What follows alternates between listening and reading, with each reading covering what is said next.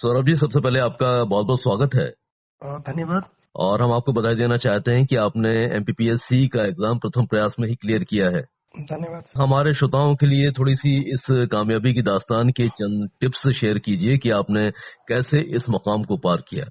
और सिविल सेवा की परीक्षा जो है एक काफी धैर्य की परीक्षा होती है, तो मैं ओवरऑल जर्नी में बोलना चाहूंगा कि आप अपनी मेहनत पर भरोसा रखते हुए और अपने आप को एक प्रॉपर टाइम टेबल में बांधते हुए परीक्षा की तैयारी करें। इस दौरान कई बार हमारा आत्मविश्वास डाउन होने लगता है, हमें लगता है कि हम नहीं कर पाएंगे ये चीज, तो कहीं ना कहीं हमें लगने लगता है कि यार अब तैयारी में छोड़ देनी चाहिए बीच में ही। इन सब से ऊपर हमें अपने आप पर विश्वास रखना है।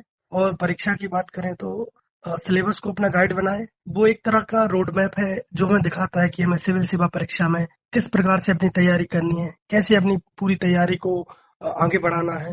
तो मेरा सिर्फ यही कहना होगा आप सब लोगों से कि आप सिलेबस को गाइड बनाते हुए, अपने ऊपर विश्वास बनाए रखते हुए अपनी तैयारी करें। और मेहनत में जब आप कोई कमी नहीं छोड़ते हैं ना, तो आपका जो कर्म है ना, वो आपको परिणाम जरूर देता है। तो मेरा यही कहना है कि आप अपने ऊपर विश्वास रख के इस परीक्षा में अपना 100% देंगे अगर, तो जरूर आप सफल होंगे। बिल्कुल सही बातें आपने कही हैं, साझा करी हैं हमारे श्रोताओं से। सौरभ जी, हम जानना चाहते हैं कि आप किस बैकग्राउंड से हैं, कहाँ से आपका ताल्लुक है और कौन कौन से स्टेज से होते हुए आज आप इस एमपीपीएससी परीक्षा को क्लियर करके सबके सामने। हाँ, मैं बेसिकली सागर जिले के वंडा तहसील का निवासी हूँ। हम्म। मेरे पापा किसान हैं। हम्म। और मैंने ग्रेजुएशन किया है, बीएससी बीएड 4 साल का इंटीग्रेटेड कोर्स है। अच्छा। और 2021 में ही मेरी ग्रेजुएशन हुई थी।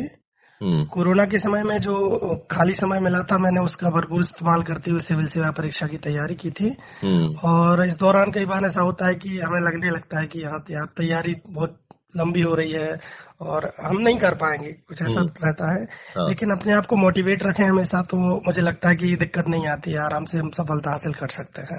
अच्छा, तो आपने कोरोना काल में सबसे ज्यादा वक्त दिया इसकी तैयारी के लिए, तो वो एक ऐसा कठिन पीरियड था जब हम घर में ही रहने को मजबूर थे।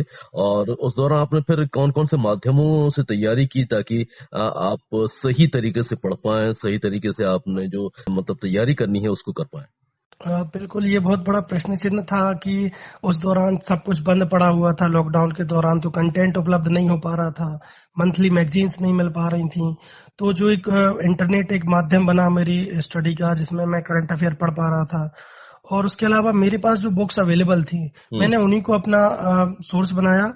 और मैंने प्रयास किया कि मैंने जो पढ़ा हुआ है मैं उसी को बार बार रिवाइज करके उसमें अपनी पकड़ मजबूत करूं। तो हम्म। मेरा ये दूसरे जो नए एस्पिरेंट्स आ रहे हैं, जो तैयारी कर रहे हैं, उनके लिए भी यही सलाह रहेगी हम्म। कि आप नया कंटेंट ढूंढने से कहीं ज्यादा बेहतर है जो कंटेंट आपने पढ़ा हुआ है, उसी के ऊपर आप अपनी बेहतर पकड़ बनाएं। हम्म। और उसी को आप रोज नए नए कुछ नए आयाम दें, करंट अफेयर से उसको रिलेट करें और पढ़ते रहें। और टेक्नोलॉजी आजकल भरपूर उपलब्ध है, हर प्रकार के संसाधन इंटरनेट पे उपलब्ध हैं, आप उनका भरपूर इस्तेमाल करें। और तैयारी के दौरान अपने आप को ये महसूस जरूर कराएं कि जो ये सिविल सेवा की तैयारी आप कर रहे हैं, ये सिर्फ अपने लिए नहीं है, ये आपके लिए नौकरी नहीं है, ये आपके लिए हम्म। आजीविका के लिए नहीं है, समाज के प्रति आप अपनी जिम्मेदारी आप उठाने वाले हैं।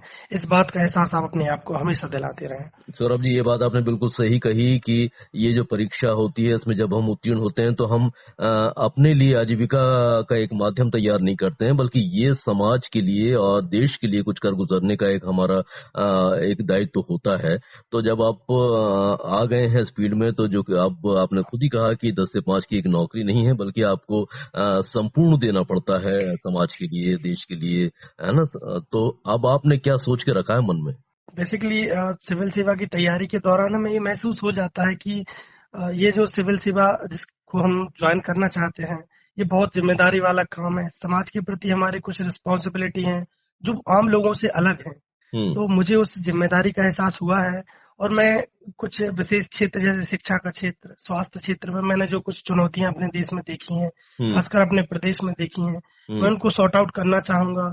और सरकार जो मुझे निर्देश देगी या फिर जो भी मुझे काम सौंपे जाएंगे, मैं अपना 100%, और जो समय मुझे निर्धारित करा जाएगा कि आपको 9 to 5 जॉब करनी है, उसके अतिरिक्त भी मैं अपना और ज्यादा पूरी मेहनत के साथ मैं समाज को अपनी सेवाएं देना चाहूंगा। कुछ बातें ऐसी भी होती हैं जो सौरभ जी हमारे मन में होती हैं कि हम बहुत सारी चीजें रोजमर्रा की जिंदगी में देख रहे हैं, समाज में क्या घटित हो रहा है, हमारे शासन में क्या हो रहा है, कार्यालयों में क्या हो रहा है, तो कुछ ऐसा आपके मन में होगा कि जिससे आप कुछ ज्यादा प्रायोरिटी पर रखना चाहते हैं, इसके माध्यम से आप कुछ नया विकासात्मक परिवर्तन लाना चाहते हैं, तो कुछ उस बारे में भी बताइए। बिल्कुल, बिल्कुल। शुरुआती चरण में जब हम तैयारी के पहले मुझे में ऐसा लगता था कि सरकार की कुछ नीतियां ऐसी हैं या फिर प्रशासन के प्रति मेरा दृष्टिकोण कुछ अलग था। लेकिन तैयारी के दौरान मैंने ये महसूस किया कि प्रशासन एक तरह से रीढ़ है हमारे पूरे भारत सरकार की। वो एक तरह से हमारे सेवक के रूप में ही काम करते हैं। भारत के लोग आमतौर पर देखते हैं प्रशासन के प्रति उतना अच्छा दृष्टिकोण नॉर्मली नहीं रख पाते, कुछ ऐसी घटनाएं हो जाती है। मेरे साथ भी यही था, मैं भी एक सामान्य विद्यार्थी रहा था। लेकिन तैयारी के दौरान मुझे ये महसूस हुआ कि नहीं, प्रशासन बहुत जरूरी है हमारे लिए। और जो चुनौतियां मैंने समाज में देखी, खासकर शिक्षा के क्षेत्र में, तो मैं शिक्षा के क्षेत्र में काफी कुछ करना चाहता हूँ ताकि उन बच्चों तक शिक्षा की पहुंच बढ़े जो भी पिछड़े हुए इलाके हैं। जैसे बेसिकली मध्य प्रदेश की बात करें तो निवाड़ के कुछ जिले झाबुआ, अलीराजपुर है, वहाँ शिक्षा की उतनी अच्छी पहुंच नहीं है, डिजिटल संसाधन उन तक नहीं पहुंच पाए हैं। तो मैं इस क्षेत्र में बिल्कुल अपना 100% देते हुए उनके विकास के लिए मैं काम करना चाहता हूँ। और बहुत सारे विद्यार्थी ऐसे हैं सौरभ जी कि आपने तो ये प्रथम प्रयास में परीक्षा क्लियर की, ये बहुत बड़ी आपके लिए अपॉर्चुनिटी है, लेकिन बहुत सारे लोग ऐसे भी हैं जो लगातार कई प्रयासों में भी अभी कामयाबी की राह नहीं पकड़ पाए हैं और बहुत सारे मन में आशंकाएं जन्म लेने लगती हैं, क्या होगा क्या नहीं होगा। तो ऐसे में क्या करना चाहिए ऐसे लोगों को जो कॉम्पिटिटिव एग्जाम फेस कर रहे हैं? देखिए, मैं भी तैयारी के दौरान मुझे भी लगता था कई बार ऐसा कि मेरा सिविल सेवा परीक्षा में होगा नहीं होगा, मेरा सिलेक्शन होगा नहीं होगा। इस तरह की बातें बहुत सामान्य सी बात है। जब हम किसी चीज को लेकर बहुत ज्यादा सीरियस होते हैं तो बिल्कुल कोई इसमें कोई शक नहीं है कि इस तरह की बातें नहीं आती हैं। लेकिन कहीं ना कहीं जो लोग सफल नहीं हो पा रहे हैं उनके लिए मैं बोलना चाहूंगा कि आप अपनी मेहनत पे भरोसा रखें और जो पहले गलतियां जब आप सफल नहीं हो पाए हैं उन गलतियों से आप सीखें। आप उनमें देखें कि कमी कौन सी पोर्शन में रह गई है, मैंने कौन से स्थान ऐसे रहे हैं जहां पे मैं अपना 100% नहीं दे पाया हूं। अगर 100% दिया भी है मैंने, तो कौन से ऐसे क्षेत्र रहे हैं जहां पे मुझे या तो मेंस में नंबर कम मिले हैं या फिर कौन से एरियाज ऐसे रहे हैं जहां पे मेरी जानकारी कम रही है। चाहे वो आंसर राइटिंग प्रैक्टिस हो, इंटरव्यू के दौरान अपनी बात रखने का तरीका हो, जहां भी गलतियां हुई हैं, मैं चाहूंगा यही बोलना चाहूंगा कि आप अपनी गलतियों से सीखें। दूसरे आपको मोटिवेट कर सकते हैं लेकिन आपकी गलतियों को केवल आप ऑब्जर्व कर सकते हैं। तो अपने आप को ही ऑब्जर्व करें, आत्मदर्शन करें। यही सबसे बड़ी टिप रहेगी जो लोग सफल नहीं हो पा रहे हैं, कि अगर आप अपनी गलतियों से सीखते हैं तो अगले प्रयास में आप जरूर सफल होंगे, इसमें कोई दो राय नहीं है। सौरभ जी, एक बात और मेरे जहन में ये आ रही है कि जो लोग इस तरह की तैयारी कर रहे हैं, कई वर्षों से तैयारियां कर रहे हैं, तो उनको अपने साइड में क्या लेके चलना है ताकि वो उनको एक मतलब नौकरी का एक ऑप्शन भी मिलता रहे, उनका आमदनी का भी जरिया बनता रहे और वो कॉम्पिटिटिव एग्जाम की तैयारी भी करते रहे? देखिए, एक तरह का ये एक व्यक्तिगत फैसला भी हो सकता है। आपके किस अभ्यर्थी का पारिवारिक बैकग्राउंड कैसा है, इसके अनुसार भी ये वेरी करता है। लेकिन मैं ये बोलना चाहूंगा, सिविल सेवा परीक्षा एक इतनी ब्रॉड परीक्षा, एक तरह से आपका इंफॉर्मेशन टेस्ट भी आपके नॉलेज का एक बहुत बड़ा परीक्षण है। जब आप सिविल सेवा परीक्षा की तैयारी कर रहे होते हैं तो कुछ जो छोटे कॉम्पिटिटिव एग्जाम्स होते हैं, कहीं ना कहीं उनकी तैयारी ऑटोमेटिकली ही हो जाती है। तो मेरी सलाह रहेगी आप सिविल सेवा परीक्षा की तैयारी बिल्कुल 100% अपना देकर करें, जरूर करें। लेकिन इसके अतिरिक्त भी आप जो छोटे एग्जाम्स होते हैं, व्यापम हो गया, अगर मध्य प्रदेश की बात करें, व्यापम हो गया या फिर SSC हो गया, इन सब में आप पार्टिसिपेट करें। यदि आप उसको ज्वाइन नहीं करना चाहते वो अलग बात है। लेकिन आप जब उनको क्वालिफाई करते हैं तो ये छोटी छोटी सफलताएं आपको मोटिवेट करती हैं कि आप देखो इस लायक आप बन चुके हैं। तो मेरा तो यही मानना है कि देने चाहिए एग्जाम्स, और मैंने भी दिए हैं, कई एग्जाम्स दिए हैं, क्वालिफाई भी किए हैं। तो कहीं ना कहीं वो चीजें हमें मोटिवेट करती रहती हैं कि कुछ नहीं हो, अगर मान लीजिए हम सिविल सेवा में सफल नहीं होते हैं, जी, जी, तो एक जी। अच्छी आजीविका हमारे पास बनी रहेगी। हाँ, ये बहुत ही महत्वपूर्ण बातें आपने कही जो मेरे मन में था और आपने उस शंका का समाधान किया। बहुत सारे लोग ये विकल्प लेके चलेंगे तो उन्हीं के करियर के लिए बहुत अच्छा होगा। और बिल्कुल सर। बताइए कि अब अगला कदम आपका क्या होगा इस परीक्षा को पास करने के बाद?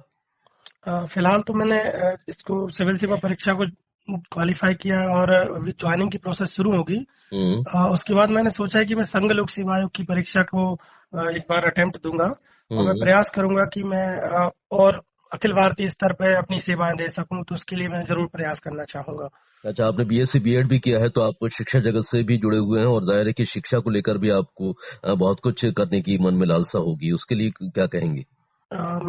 चूंकि मैंने बीएड किया हुआ है और 2 महीने पहले ही मैंने प्राथमिक शाला शिक्षक के पद को धारण किया था। मेरा सिलेक्शन उसमें हुआ था हुँ, और उस दौरान मैंने ये महसूस किया कि शिक्षा व्यवस्था में कहाँ-कहाँ पे सुधार किए जा सकते हैं और मेरे अंदर एक ये भूख भी है कि मैं शिक्षा के क्षेत्र में खासकर बहुत कुछ करना चाहता हूँ। हुँ। तो मैं पूरा प्रयास करूंगा कि मैं अपने 100% जो मैंने सीखा है इस तैयारी के दौरान और शासन जो मुझे निर्देश देगा, उसका पालन करते हुए मैं शिक्षा के क्षेत्र में मैं एक तरह से बहुत बड़े सुधार मैंने सोच रखे हैं, तो मैं ज़रूर जी। करना चाहूँगा। चलिए हम आपको बहुत-बहुत शुभकामनाएँ देते हैं। जानना चाहेंगे कुछ आपकी रचनात्मक गतिविधियाँ भी हैं जिससे आप जुड़े रहते हैं हमेशा?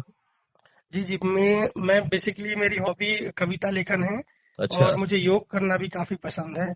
हुँ, हुँ। हाँ, तो कविता लेखन मैं करता हूँ, मुझे बहुत अच्छा लगता है और जब भी हम परीक्षा के दौरान कई बार थकावट होती है, डिमोटिवेट फ़ील करते हैं, हुँ। तो कहीं न कहीं जब हम अपनी हॉबी को प्रायोरिटी देते हैं, पर उसके साथ समय बिताते हैं, तो वो चीज़ें हमारे माइंड फ्रेशर का काम करती हैं। हुँ। तो तो मैं कोई एक सलाह आध देना चाहूँगा कि आप अपनी हॉबी को भी इस परीक्षा के दौरान प्राथमिकता दें। तो कोई कविता सुना दीजिए हमारे श्रोताओं को। हाँ, बिल्कुल। मैंने एक कविता लिखी थी कि बंदिशों से कुछ आगे चलकर जीवन का एक रूप मिलेगा, एक नया रंग रूप खिलेगा, करके देखो उन चीजों से जिनसे नया कुछ इल्म मिलेगा। क्या बात है! क्या बात है! मतलब मोटिवेशनल आपकी रचना है और सभी जो सुन रहे हैं उन्हें भी मोटिवेट करेगी।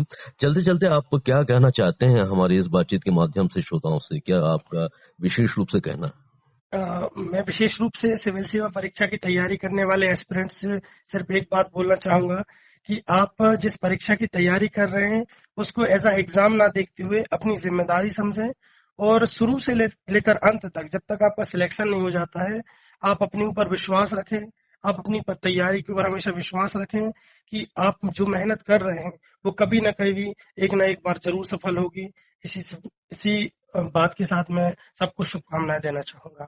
सौरभ जी, आपको हम एक बार फिर से शुभकामनाएँ दे रहे हैं और उम्मीद करते हैं कि आपने जो स्वप्न संजो कर रखे हैं, उनमें आपको कामयाबी मिले। आप लगातार उपलब्धियाँ अर्जित करते जाएँ।